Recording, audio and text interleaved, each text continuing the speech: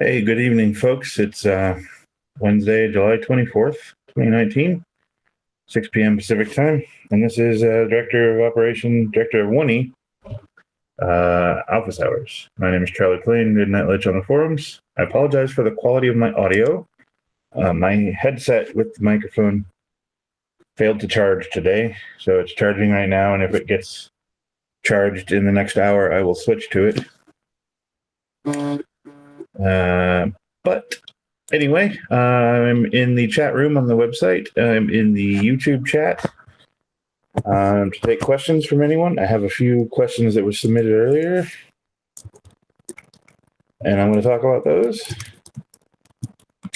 And I'm going to work on 1E. I'm going to be doing some stuff that I can't show you, at least to start. And we'll see where we end up for the day. First things first, I wanted to announce the winners, pre-announce the winners of my little contest that I did.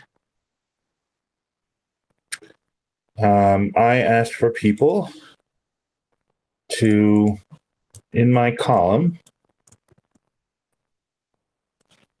to send an email to me if they wanted to win a prize. All they had to do was send an email and tell me what card they wanted to see turned into a promo, a foil, and for bonus points, tell me what kind of pie they liked. I had 6 people enter, which was pretty cool. And in my absolute lack of nerd cred, I do not have a D6 handy. You know what? I have one in the other room, but let's... Yeah, I'm going to go grab that real quick. I'll be right back.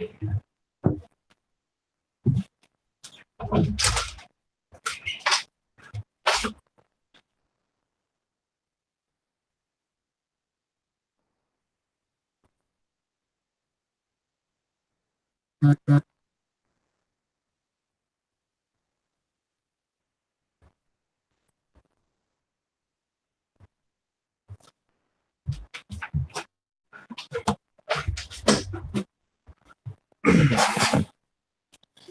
right, folks, I have a 6-sided die, bright pink, and we're going to roll it twice and see who gets a shiny promo. I think twice.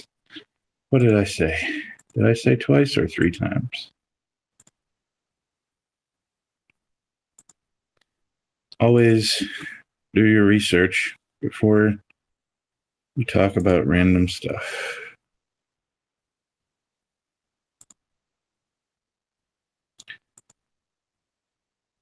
There it is. Contest. 3 winners. All right, so we're going to roll this 3 times and pick some people to win some swag.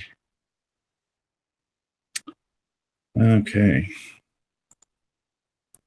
Can I turn my camera around in this thing? Don't know. There. All right, there's a die. Let's see. Number 2. Number 1. And number 4. So the first, second, and fourth person to email me is going to get some stuff. Let's see who that was.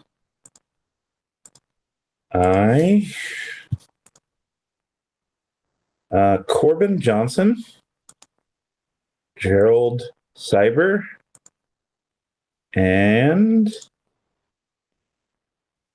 someone, Demore gaming account. So you 3 will be receiving a prize from me. Just gonna be a random foil from my collection. So I'll be replying to you and ask you for your address so I can mail you your stuff. So congratulations. The reason I ran that contest, just so anyone is curious, is I was testing out some new filtering software that I have running on my Gmail, and wanted to make sure it was working properly. It did, so that was nice. All right, I'm gonna pull up some of the work I need to do here since it's quiet so far.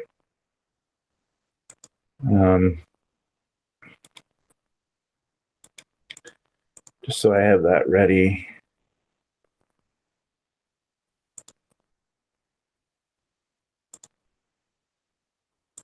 Let's get that going.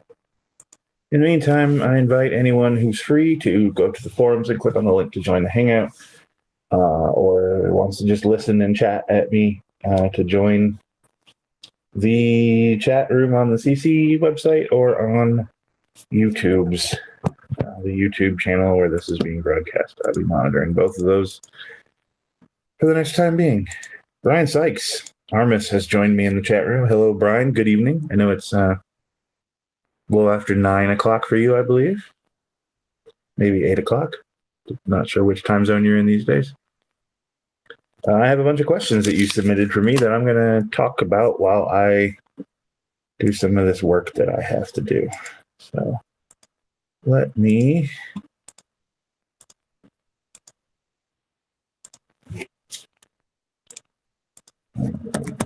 get going here.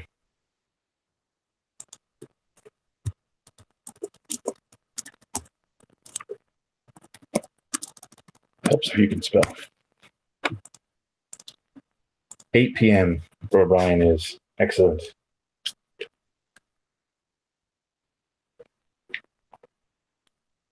Brian's first question to me was the one if I could talk about 22nd century and if I still think they are overpowered. Brian says he has some breaking news.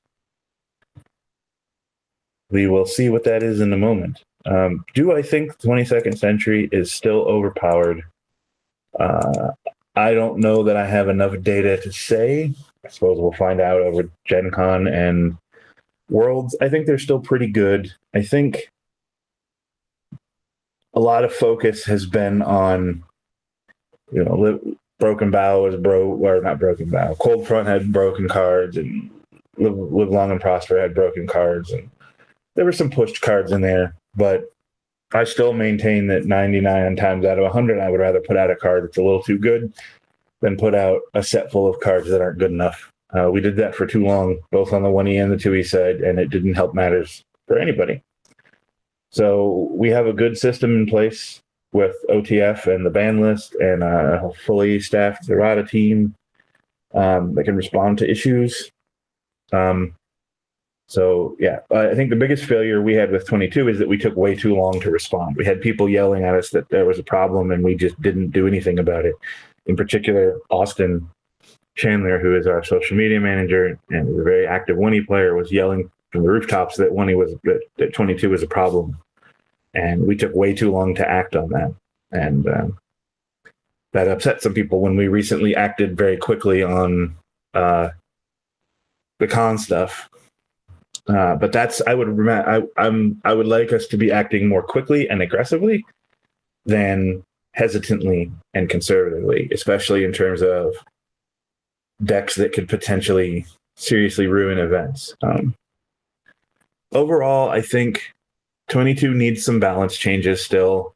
I don't think I think the particularly heinous stuff has been dealt with. Probably the most powerful deck was the Vulcan High Command deck, Power of the High Command, and that got banned. So that sort of dealt with that problem until the errata team could come by and sort of address that more naturally. But I think over the next 6 months, as those balance errata come out and the OS stuff gets a chance to settle, I think 22 is going to end up in a little bit better place. I think they do need probably 1 or 2 or 3 or 4 counter cards, just, anti-22 stuff. Not necessarily to the degree that we did with the Delta Quadrant back in the day, but some, I think, is probably warranted. So keep an eye out for that. All right.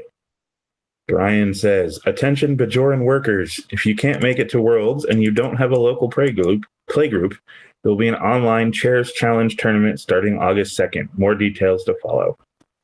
Cool. So the Chairs Challenge is the traditional event where the chair, currently Maggie, sets out a specific challenge for each game.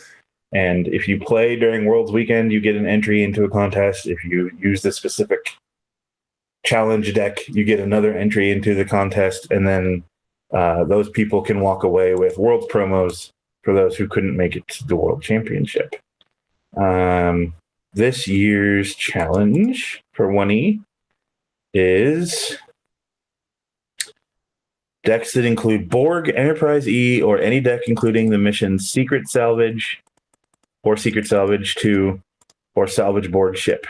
So that is the challenge, and you will have a chance to win a population 9 billion all Borg AI foil. So that's very cool. You can win prize, and if you can't play locally, you can play in Brian's online tournament. So stay tuned for more details on that. Brian has been triggered, he says. Why was Power of the High Command overpowered, especially with the Raptors being more prevalent? Well, the Raptors also got a ban, didn't they? Correct me if I'm wrong. I think Hollow Camouflage also came down. So I did misspeak there. There's a lot of concern about the Make It So problem, the Make It So power of the High Command, which I don't want to get into too much. There's some people that really don't like that that's on there. Whether or not it's too powerful, I think, is a separate issue. But yeah, I mean, the Raptors are probably one of the more powerful decks.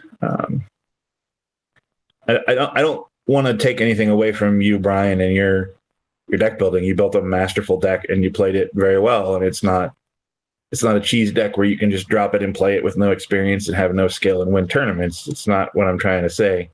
I think that Hollow Camouflage and Power of the High Command were the two decks that were most likely to cause problems at a high level event.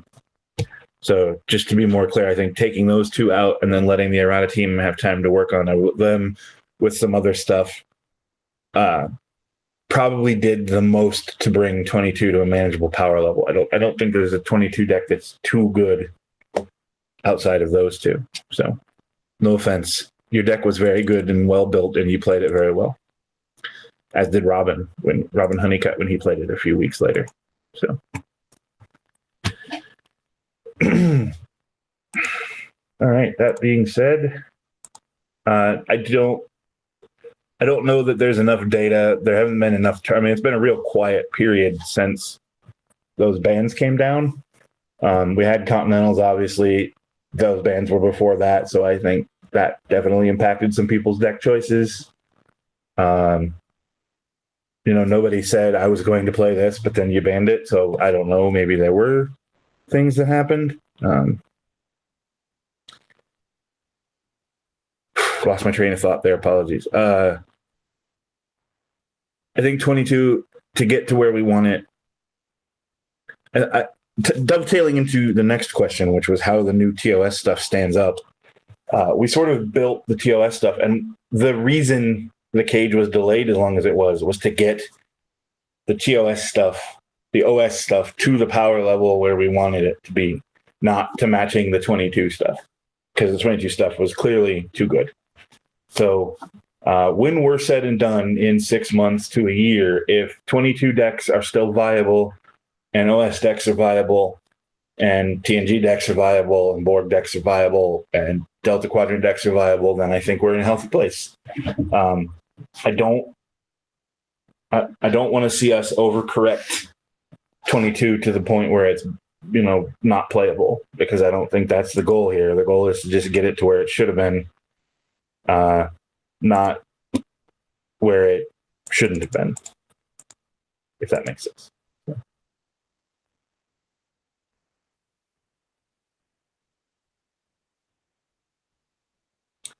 Brian says the Temporal Benefactor errata did impact the speed of his deck. The lack of downloads into play, plus not getting the Temporal Shenanigan events, really throttled the speed. It's a true mid-range server, which I thought the Vulcan Power was supposed to be. I would agree with you. The make it so every turn, the make it so multiple times a game is setting off a lot of alarm bells internally and externally. So that's a factor. I think they're close to where they want to be. We just need to, there's the desire to look at that power for that deck. So, next question I got was, how does TOS stand up? I mean, it won the regional that was in West Fargo. Couple people played it. That was cool to see. We'll see if anybody plays it at Gen Con and how it splashes at Worlds. It's always tough when you put out a new card because nobody knows a new set of decks right before a major championship, because people may or may not have the time and energy to switch to it, given they've been probably working on other stuff. Obviously, they'll drop in good cards that fit their decks, and if there's like power changing dilemmas, they'll take a look at those and adapt to those. But I don't know that we're going to really get a sense for how good they are at Worlds. I'm sure some people will try them out, especially if there's something they think is really, really strong. I mean, I know Let Me Help is an attractive option if you think the Borg are gonna mess you up. So it'll be interesting to see how things go. I'm not sure. I think the popular reception was really good. There wasn't a lot of dislike or grumbling that we picked up on when the set was being spoiled and post-release. So I think people are excited about it. I know a lot of people have commented that it's really nice to be able to play TOS without using time locations. That was one of the major design goals. So I'm glad to see people are receptive to that. We'll see how that ends up. Just checking my chat rooms here. Nice and quiet today. A little warm. I have to kind of turn my fans down when I'm doing this, so forgive me. I want to talk about non-fed Delta Quadrant next.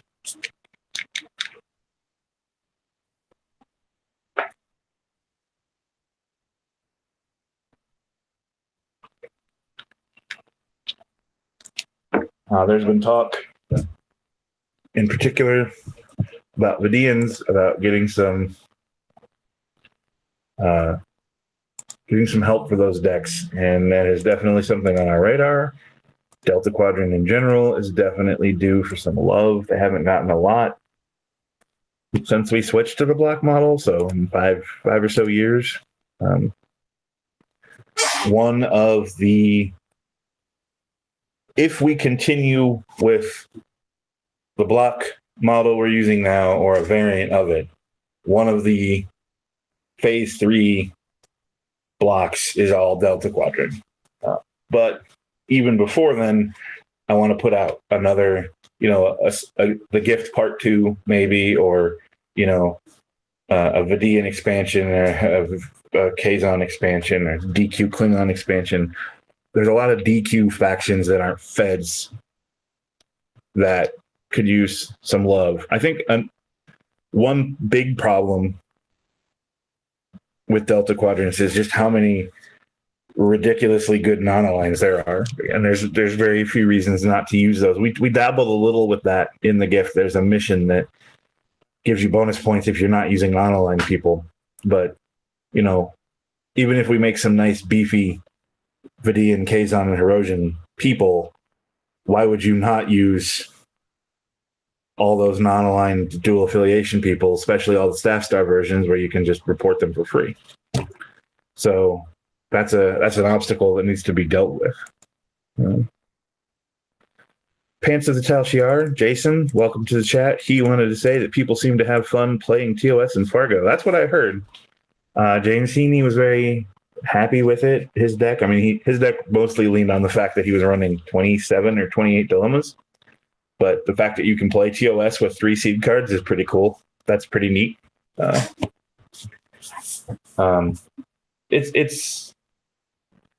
Brian has said, initial take on TOS. The Final Frontier is really well designed and hit the balanced sweet spot. That card, I'm glad to hear that, because that card initially was one of the ones that we took that long extra break for to get right, because there were concerns initially that it was way too good, and it probably was. So thank you for that. Brian is initially concerned about the sheer amount of dial of skill with Obsession, ship special downloads, and equipment special downloads. And he may be talking about Preserver Obelisk, not Obsession. There may be a trick with Obsession where you grab an event. But that's a known thing. A lot of the stuff in the set was designed knowing that that's a thing. We talked a long time about, so sort of behind the scenes, one of the initial discussions was, do we want to do something to address General Order 7 is what Brian was talking about, the Pike one. Yeah, that's the Fed OS version of Officer Exchange Program.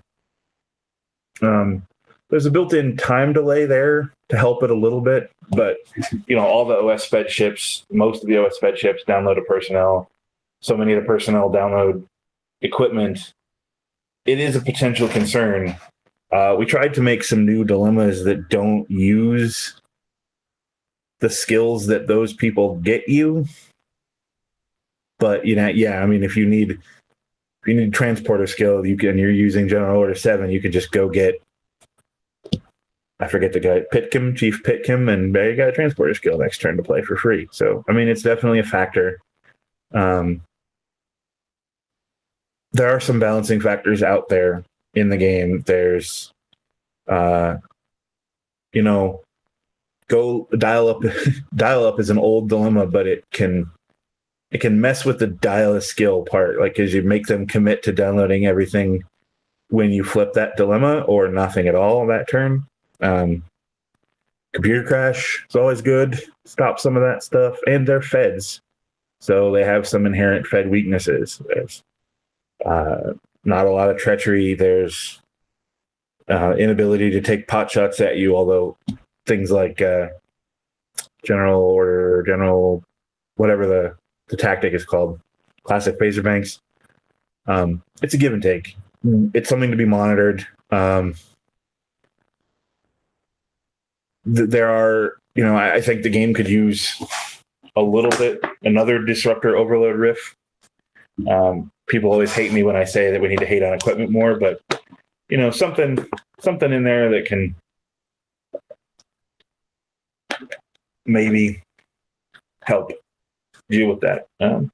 The fact that so much of the dial skill is either time delayed or download dependent or equipment dependent does give it a few failure points that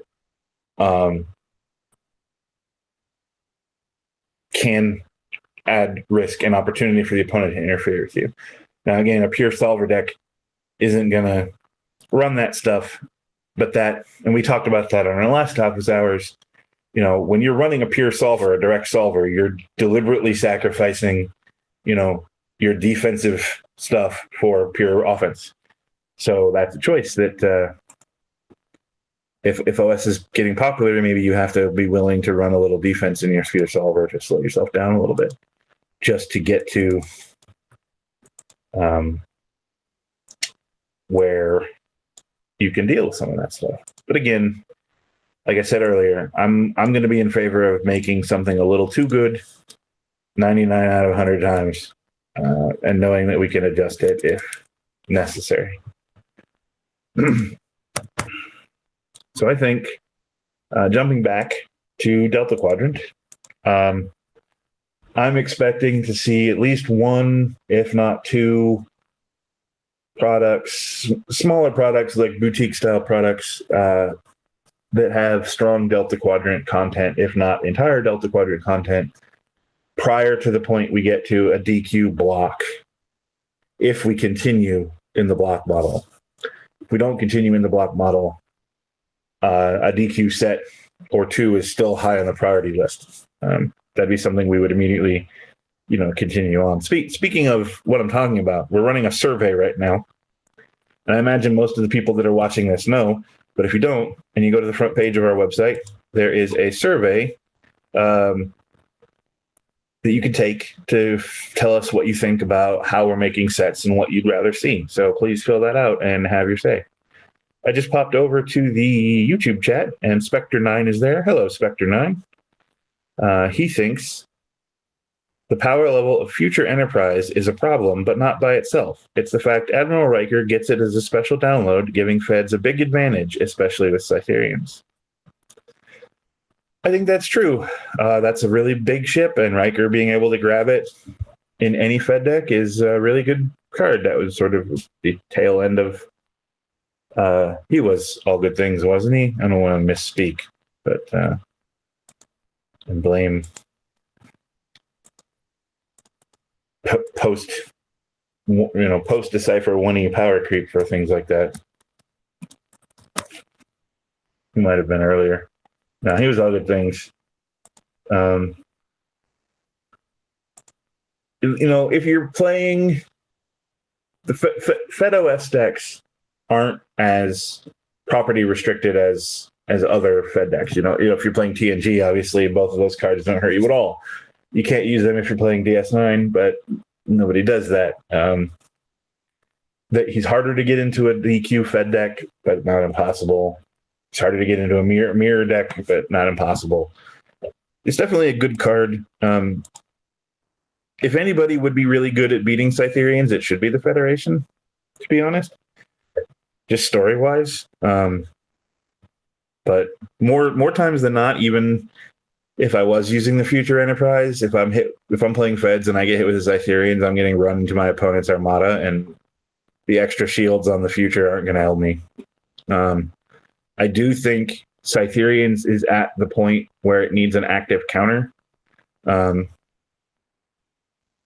Something like Doctor Not a Bricklayer does to Horda. Maybe not a strict counter, but maybe something to deal with it, because it's just, you see Cytherians in almost every deck. There's some that don't run it, but a lot of decks.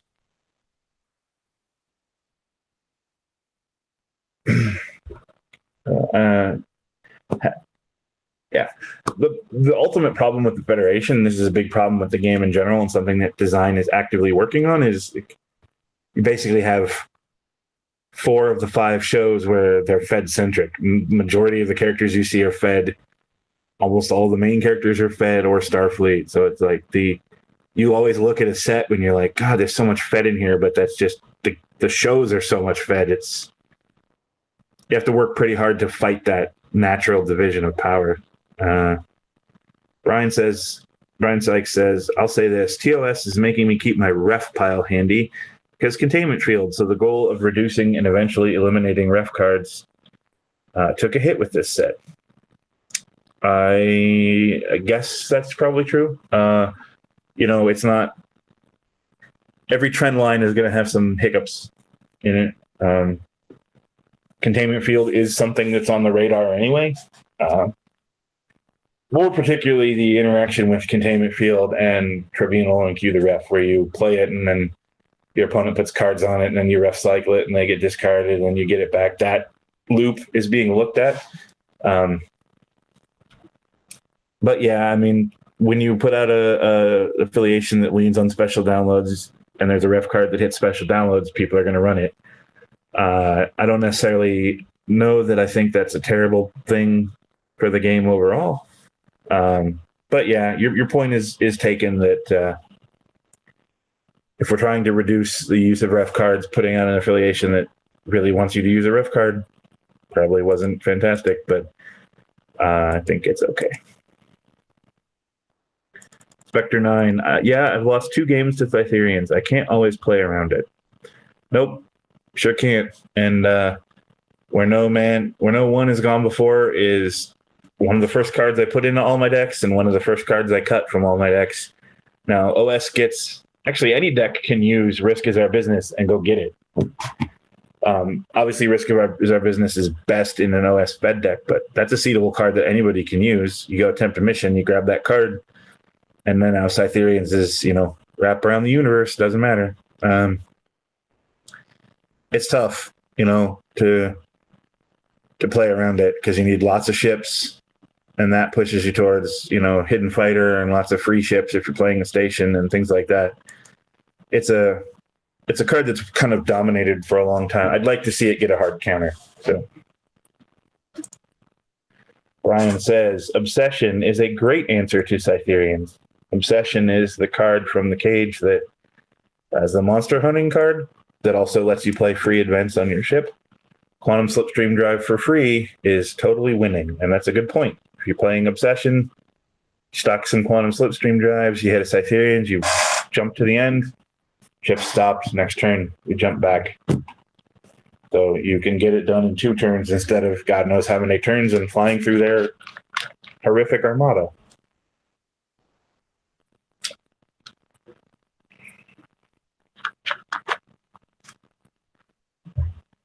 All right. Halfway. How's everybody doing?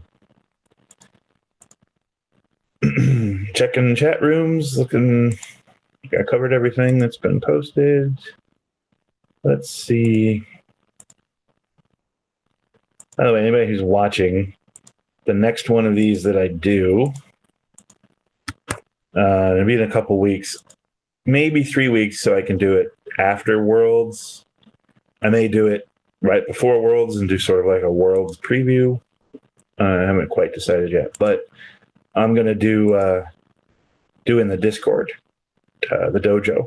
So I'll be taking questions from the dojo next time. So if you're not on the site much and you're listening to this and you do frequent there, that's where I'll be hanging out for my next trip. So my next topic that I've been submitted ahead of time, my last submitted topic, is about Alpha DS9 stuff. And the statement was essentially that conventional wisdom is that Alpha DS9 is pretty bad. Power level wise, it's pretty fun. Like Lucas's Continental DS Polymorphy deck, DS Deep Space Polyamory deck is pretty awesome, if not super powerful. But DS9 Fed Bajorans, Cardassians are generally not great decks.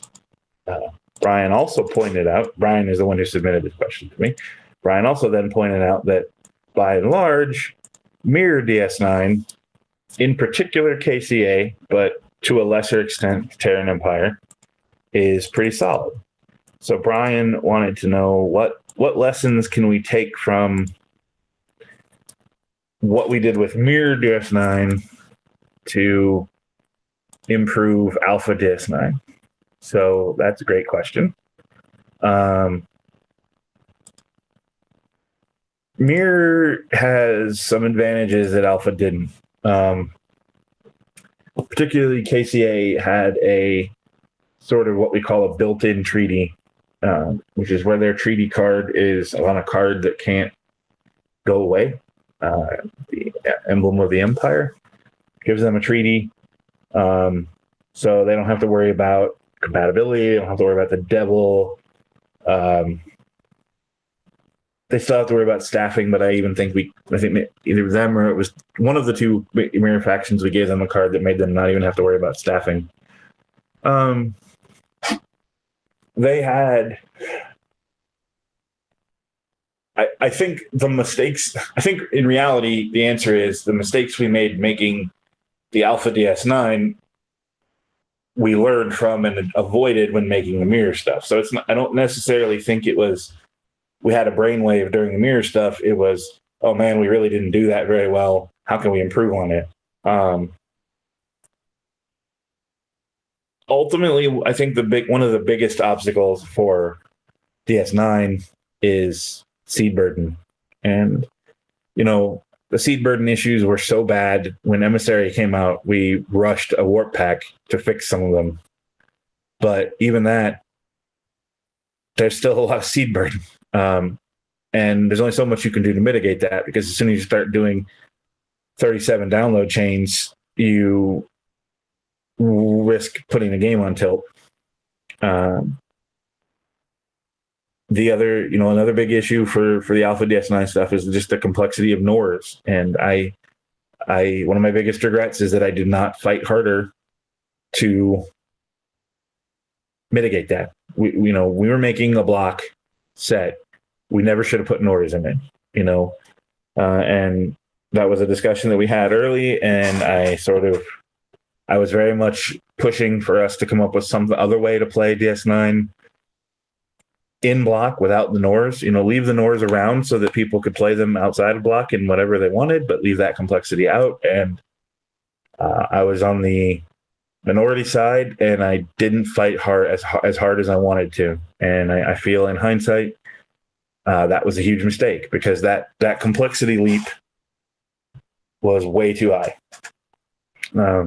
And I think people, we brought in a bunch of people back into the game with TNG block and the simplicity of TNG, and now we're like, cool, you can play DS9, but it's going from a 2 to a 9 on the complexity scale, and there was no ramp up there. And I think that was a big problem. So, we do have an exploratory project running right now, Project Babylon, that is looking at all the angles for how to deal with more complexity, looking at rules changes, looking at new cards, looking at errata, looking at all of those pieces to see what we can do. And I think if you address that, that's going to help some. They need new toys. They need some glue. They need some ways to inspire deck building, because you can easily throw together sites and DS9 people, and then it's just like, all right, what do I do now? And I don't think the Gamma exploration theme was strong enough to be a signpost. It was like, cool, download people and go to the Gamma Quadrant. Okay. And then what? And we sort of played around a little bit with Rescue Prisoner and File Mission Report, but, we didn't do it gracefully. And I think that coming back to those DS9, Alpha DS9 factions and looking, how can we reduce comprehension complexity, provide some strategic signposts, ways to build decks, and provide some glue to sort of tie the mechanics together. I think we can take some of the lessons that we've learned over the last 3 or 4 years and really bring those factions up to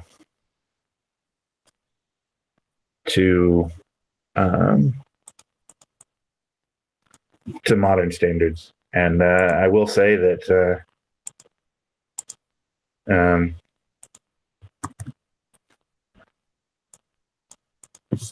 we are planning on revisiting DS9 in the Phase 3. If we continue with block, there will be more DS9 love, and there's going to be a standalone DS9 set that I'll be announcing in my next monthly status report, which I'm really hoping to get done before I go to Gen Con next week. Because if I don't do it this week, it's probably not going to be till like mid-August before I do get it done. So really trying hard to get that finished, so y'all can have that.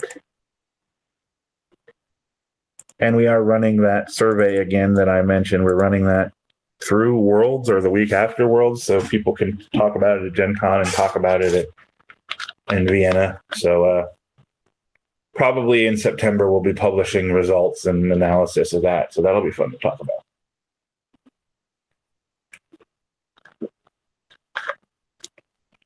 All right, we're 40 minutes into this sucker. Let's hit up the chat rooms and see if there's any feedback. Spectre9 on the YouTube channel. Nors are too complex. Not that players can't figure it out, but it makes you play an extra game within a game, which is time consuming for both players. Walking and affiliation compatibility seem like issues. I 100% agree. It's not that it is objectively difficult to understand. It's that it's mentally taxing. Although in some cases it is objectively difficult to understand. But it's time intensive, and when there's only so much time in a tournament round, and you have so many other things that you're trying to do, having to manage Nors as well is a burden. It's a huge burden. And the affiliation compatibility problem was so bad, we had to, like I said, we had to rush out Emissary Warp Pack Emissary to deal with it for the Fed DS9 deck because it was unplayable. That's on us.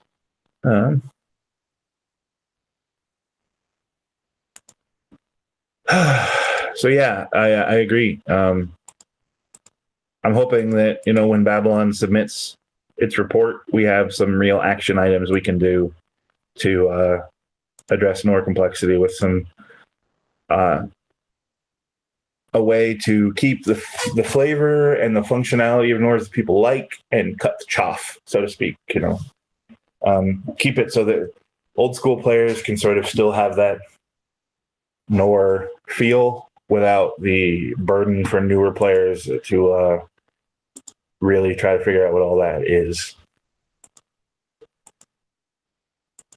I 100% agree. Nors are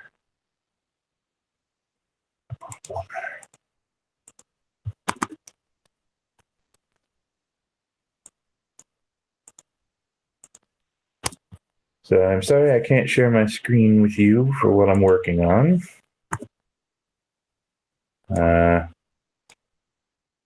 It's just some confidentiality, some identity, not confidentiality, what's the word? Some people's posts and stuff that I'm quoting that probably wouldn't want them to be seen public. So it's privacy, I guess, is the word I'm looking for.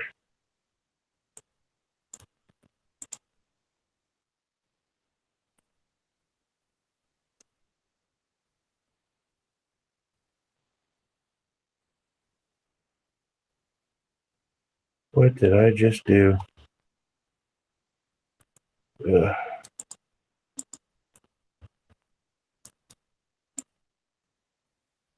I messed up.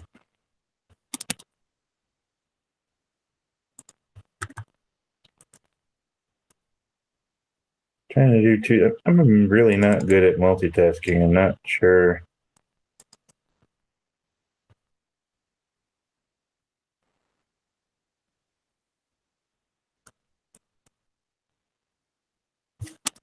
Why I try to do it so much.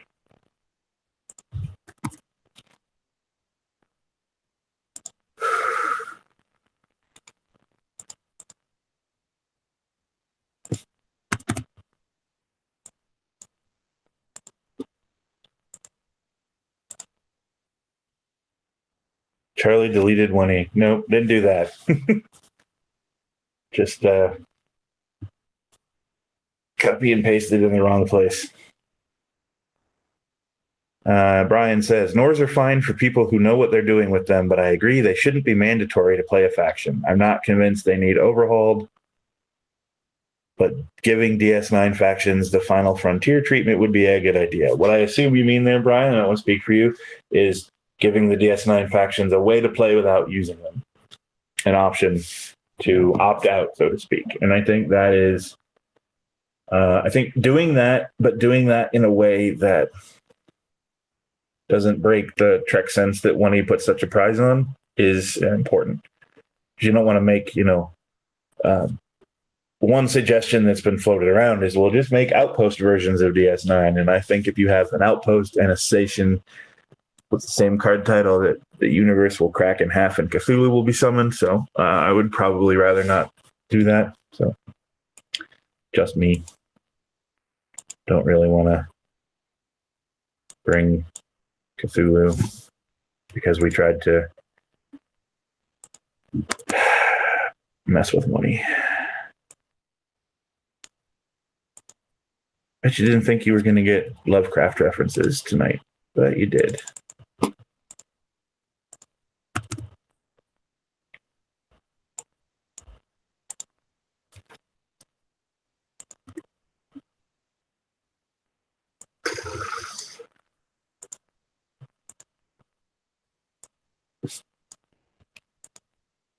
Here's a question for the people listening now or later.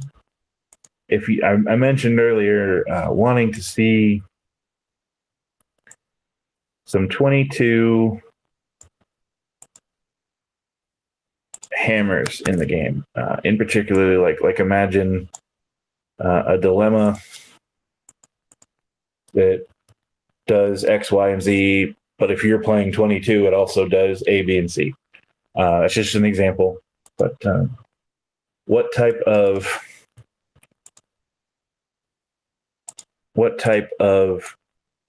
22 hammers would you like to see out there? Share your thoughts. Maybe we'll steal them.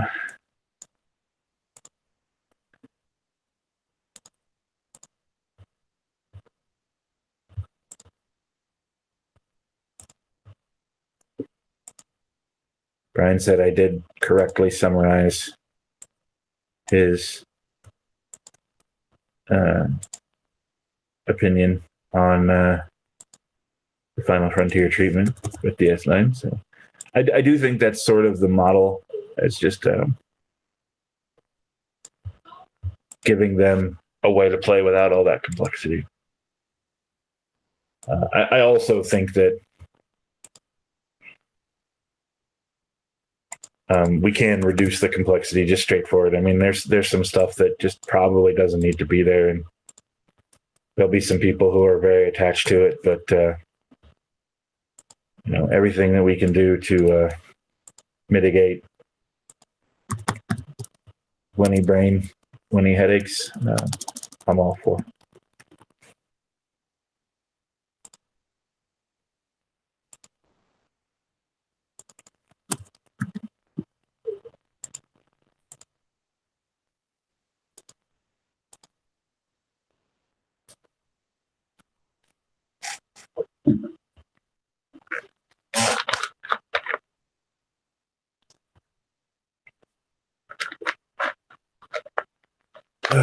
Okay.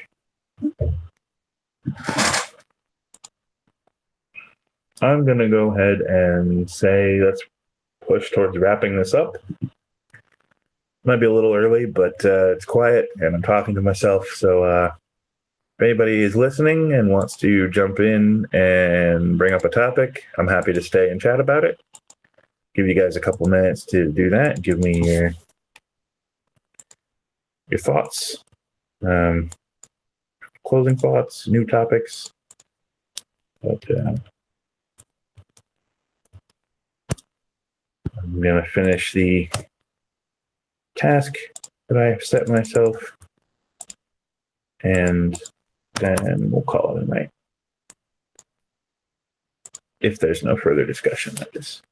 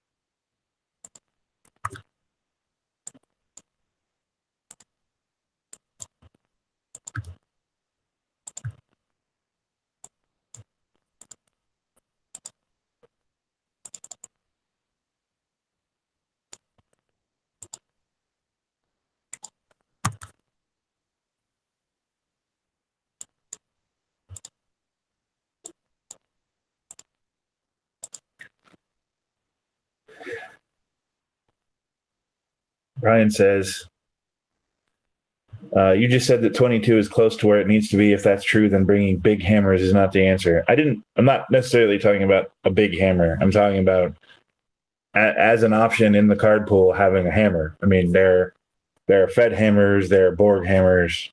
There's a difference between a sledgehammer and a chisel, hammer and chisel. So everything's on the table right now. I mean, Errata might come back and be like, we don't know what to do. We can't figure out a good solution. Then putting in some dilemmas isn't a bad thing. It's just a discussion topic. So, Pants of Tashiar. I think another under-discussed problem with DS9 factions is the strength of their second play engine. Protect the Timeline and the Final Frontier get 2 plays from the same basic card pool, and continuing mission decks get attentional hands, which is usually a pretty broad personnel pool. DS9 engines were designed to be used with the respective homeworlds, and I like that design choice, but some of those HQ pools are really limited, especially Office of the President and Great Hall. That's a fantastic point that is very true. I mean, I think we could easily put out a series of expansions that was just, here's 9 people that report for free to the Great Hall. Here's 9 people that report for free to Office of the President. And, that would do a lot for those factions in and of themselves. That's a really good point. Plus, I don't necessarily, we were intentionally sort of avoiding, we very much, when making DS9 stuff, we were like, let's do as much not the same way as TNG did as possible. I think we swung too far away. Like, they really should have had an intentional hands type of card. And New Recruits was that thought. But it was also much more meant for sealed decks, whereas attentional hands sees play in constructed decks. Jason says, Brian says, that's a good point. That might be why KCA stands out. You get the emblem and the reactor core cards that play real nicely together. It's a really good point. So, if we strengthen the pool of available reports to each of those homeworld, those headquarters, that may do a lot to make those decks more powerful.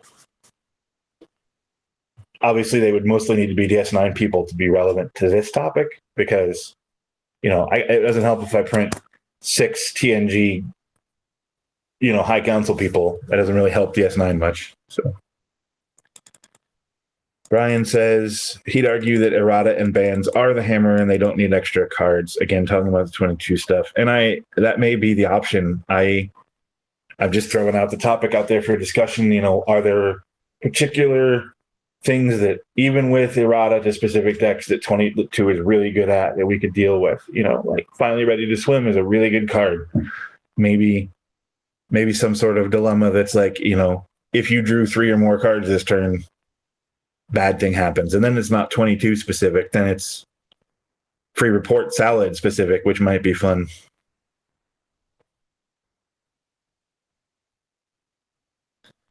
Jason says that instead of packing the High Council, you might just prefer making another Klingon play engine. That is also certainly an option. Maybe you do both. Maybe you make, a new... Klingons really didn't get much in the DS9 block, because we focused on early DS9. So Klingons are definitely... There's a combined task force, which is Fed Klingon, but Klingon DS9 in and of itself is definitely due for a reactor core card play engine, and a supplemental one would probably be nice. That's one of the most popular cards we made in the gift, was that second Herogen play engine. So there's something to be said for just having a second semi-reliable play engine that these decks can use. So, and I'm sensitive to that.